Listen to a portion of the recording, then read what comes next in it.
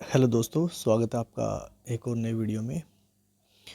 मैं हूं विनोद वर्षन और हिस्ट्री एकेडमी में आपका बहुत बहुत स्वागत है।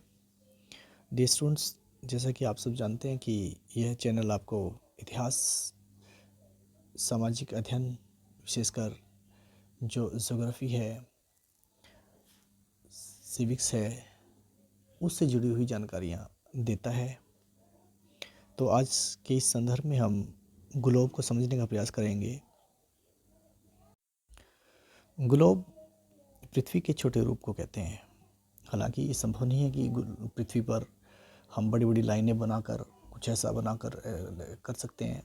अपितु उसके एक मॉडल के रूप में हमें उसे प्रतिस्थापित किया है और उस मॉडल को ही हम ग्लोब कहते हैं, जो पृथ्वी के जैसा हूबहू होता है और उसके ऊपर एक मैप्स होते हैं, नक्शे होते हैं जगहों के, स्थानों के, किसी देश के, द्वीप के, महाद्वीपों के, कोई भी लोकेशन यदि हमें सर्च करनी है कि कहाँ पर है, तो हम आसानी से ग्लोब पर जाकर उसको सर्च कर लेते हैं, उसको देख लेते हैं।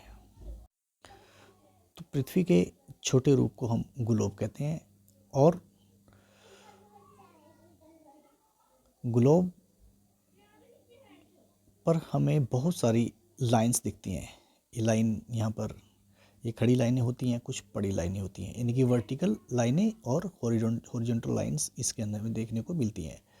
जो ग्लोब लैटिट्यूड्स एंड लॉन्गिट्यूड यानी कि अक्षांश और देशांतर, लैटिट्यूड को बोलते हैं अक्षांश, और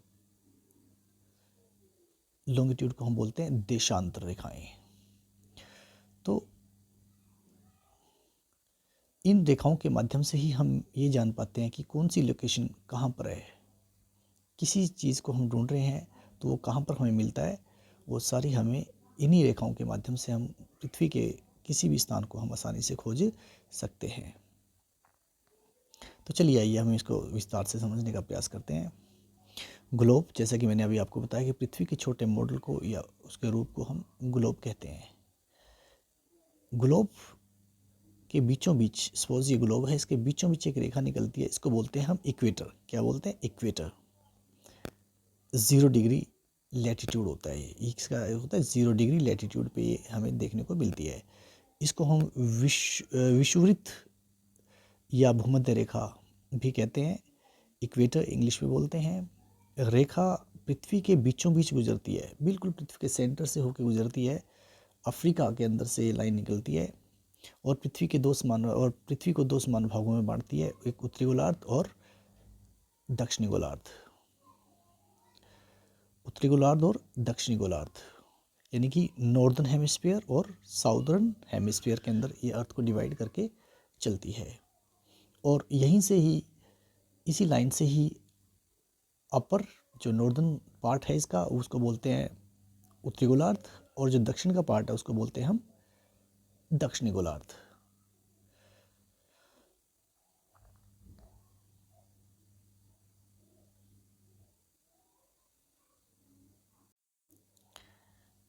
इसके जरिए हम इस बात को समझ लेते हैं थोड़ा सा। और देखिए, ये ग्लोब है और इसके बीचों बीच, यहाँ पर बिल्कुल ये बीचों बीच इक्वेटर जा रहा है, 0 डिग्री अक्षांश के ऊपर से जा रहा है। और एक रेखा और हमें दिखाई दे रही है जो 23 डिग्री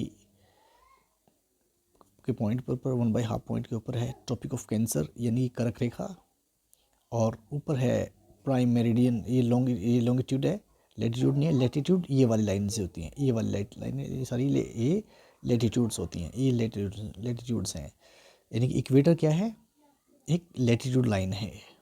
और उसके बाद फिर आर्कटिक सर्कल, ये भी इसका जो अक्षांश है वो 66 डिग्री है।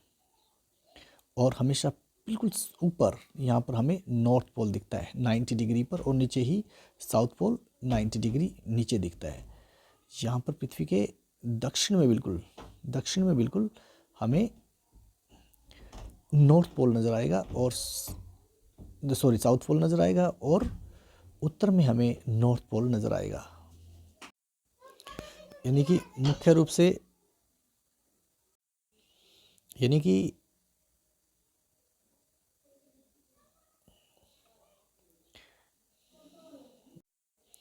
तो मुख्य लैटिट्यूड हुए हैं equator, tropic of cancer, arctic circle और नॉर्थ पोल। इसी तरह से इक्वेटर के नीचे दक्षिण की ओर हमें ट्रॉपिक ऑफ कैप्रिकॉर्न मिलता है और अंटार्कटिक सर्कल और 90 डिग्री हमें ये साउथ पोल नज़र आता है।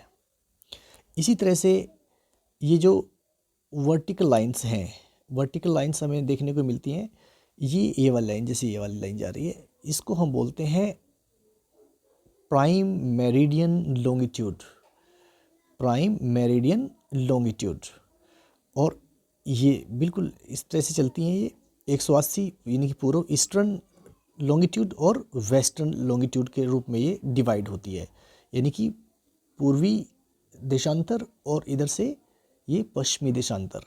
इनकी संख्या 180 इस जो है ना पूर्व की ओर होती है और 180 ही पश्चिम की ओर होती है। ठीक है, तो 180 प्लस 180 ये आपके बन जाते हैं 360, यानी कि टोटल जो लाइंस हैं, ये देशांतर लाइनें हैं, ये 360 डिग्री हमें देखने को मिलती हैं। आगे इसको और समझते हैं कि अक्षांश रेखाएं लैटिट्यूड्स होते हैं। भूमध्य रेखा से उत्तरी ध्रुव और दक्षिण ध्रुव के समांतर रेखाओं को, पैरेलल जो रेखाएं हैं उनको हम अक्षांश रेखाएं बोलते हैं। 0 से 90 डिग्री उत्तर तक 90 अक्षांश और इसी प्रकार 0 डिग्री से दक्षिण की ओर 90 अक्षांश होते हैं, यानी कि 90 अक्षांश, जिनका कुल माप जो है ना वो 360 डिग्री होता है। महत्वपूर्ण अक्षांश की हम बात करें तो देशांतर रेखाएं महत्वपूर्ण अक्षांश वही हैं जो मैंने आपको बताया कि इसमें जो होते हैं, इक्वेटर हुआ आपका, ट्रॉपिक ऑफ कैंसर हुआ और आर्कटिक सर्कल हुआ, 90 डिग्री नॉर्थ पोल हुआ। इसी तरह से ट्रॉपिक ऑफ कैप्रिकॉर्न है आपका, अंटार्कटिक सर्कल है नीचे की ओर, 90 पोल है। ये सारे हमें महत्वपूर्ण अक्षांश देखने को मिलते हैं। देशांतर रेखाएं मैंने बताई हैं कि जो लाइन वर्टिकल लाइनें होती हैं नॉर्थ पोल को साउथ पोल से मिलाने वाली, उनको हम देशांतर रेखाएं बोलते हैं, या मेरिडियन जो रेखाएं हैं उनको बोलते हैं। प्रधान यमोत्तर 0 डिग्री देशांतर पर स्थित है, यानी कि जो ग्रांड मेरिडियन जो देशांतर है वो इंग्लैंड के ग्रीनिच नामक स्थान से गुजरती है, जो 0 डिग्री देशांतर के पूर्व में 180 देशांतर और पश्चिम में 180 देशांतर तक होती हैं, जो मैंने आपको बताया।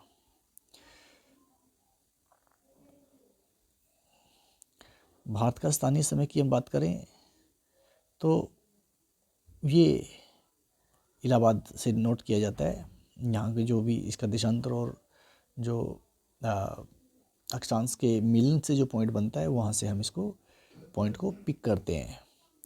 और हीट जोन की बात करें तो यहाँ पर हीट जोन जो काफ़ी इम्पोर्टेंट हो जाते हैं, तो जो है ना फ्रीड जोन हुआ यहाँ पर, और टॉर्रिड जोन हुआ, और फिर फ्रीड जोन यहाँ पर देखने को मिलता है।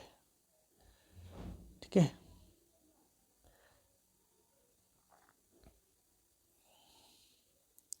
Heat zone of the earth, क्योंकि हीट जोन का जो मतलब है, सीधे सा मतलब समझिए, हीट जोन का मतलब क्या होता है। इसका मतलब होता है कि जो सूर्य की रेज हैं वो उसकी पृथ्वी का जो लोकेशन है, पृथ्वी की जो झुकाव है 23.2 जो डिग्री का झुकाव है, उसके अकॉर्डिंग सूर्य का ताप इसको रिसीव होता है। तो सबसे यहाँ पर बहुत कम जो सूर्य की रोशनी पहुँचती है, तो ये को फ्रीज जोन यहाँ पर बोलते हैं। ये एक नॉर्मल जोन है यहाँ पर, ये वाला है इसके ना, यहाँ पर बहुत ज़्यादा सीधी डायरेक्ट रेज यहाँ पर सन की पड़ती है भूमध्य रेखा के ऊपर, यानी कि ट्रॉपिक ऑफ कैंसर के ऊपर सीधी रेज पड़ती है, तो यहाँ पर गर्मी बहुत ज़्यादा होती है इस एरिया के अंदर, क्योंकि यहाँ पर सूर्य डायरेक्ट पड़ता है। लेकिन जैसे जैसे ऊपर की ओर जाते हैं तो इस सूर्य की किरणें जो है ना थोड़ी सी तिरछी हो जाती हैं और उसमें ऊष्मा यानी कि हीट कम होती है, तो एज ए रिजल्ट ये एरिया धीरे धीरे ऊपर जाके तो बिल्कुल कोल्ड हो जाता है। इसलिए यहाँ पर ये जो है साइबेरिया का इलाका है, रूस का इलाका है, ये सारा ऊपर, ये सारा एरिया बहुत ज़्यादा कोल्ड होता है। बर्फ़ कहीं की फीट तक यहाँ पर होती है, नदियाँ जम जाती है, समुद्र तक जमे रहते हैं यहाँ तो। और ठीक इसी तरह से नीचे भी यही हाल होता है। सबसे बेहतरीन जो यहाँ पर वर्षावन पाए जाते हैं मोस्टली, क्योंकि यहाँ पर सूर्य की बारिश भी अच्छी होती है यहाँ पर।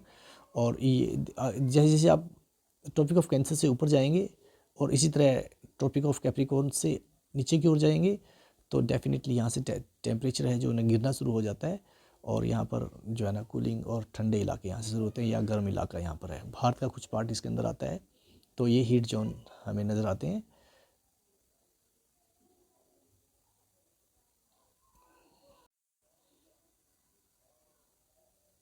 इसको देख लो एक बार, ये सन है, देखिए इधर से ये रेस पड़ती है, देखो यहाँ पर बिल्कुल सीधी पड़ती है सीरिया के अंदर। फ्रीज जोन, टेम्परेट जोन और टोरिड जोन और फ्रीज जोन। फ्रीज जोन दोनों ही पार्ट में नीचे पाया जाता है। तो मुख्य रूप से तो जो है ऊपर यानी है इसके 3 मुख्य से जोन हुए यहाँ पर, फ्रीज जोन, टेम्परेट जोन और टोरिड जोन।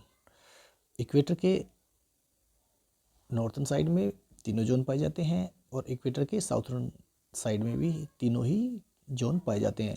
और इसी कारण इन नक्षत्र की जो वनस्पति हैं, पृथ्वी की जो यहाँ पर जो नेचुरल वेजिटेशंस है, वो भी प्राय बदल जाती हैं, क्योंकि सूर्य का टेम्परेचर और क्लाइमेट संबंधी चेंजेस हैं, वो वनस्पति और वन्य जीव प्राणियों की हेल्थ, उनका तरीका, लाइफस्टाइल, हर चीज़ में बदलाव लाने को मजबूर हो जाती है। तो इक्वेटर यानी कि जो सन की स्थिति है और अर्थ की स्थिति है, वो कहीं ना कहीं जो है ना पूरे ही जो पृथ्वी पर पाई जाने वाली वनस्पति हैं और जीव जंतु है, उनके लाइफ साइकिल को प्रभावित करती हैं। तो डियर स्टूडेंट्स, मुझे उम्मीद है कि आपको इस वीडियो से कुछ सीखने को ज़रूर मिला होगा। यदि वीडियो अच्छी लगी तो प्लीज़ इसको लाइक कीजिए, चैनल को सब्सक्राइब ज़रूर कीजिए। And thanks for watching.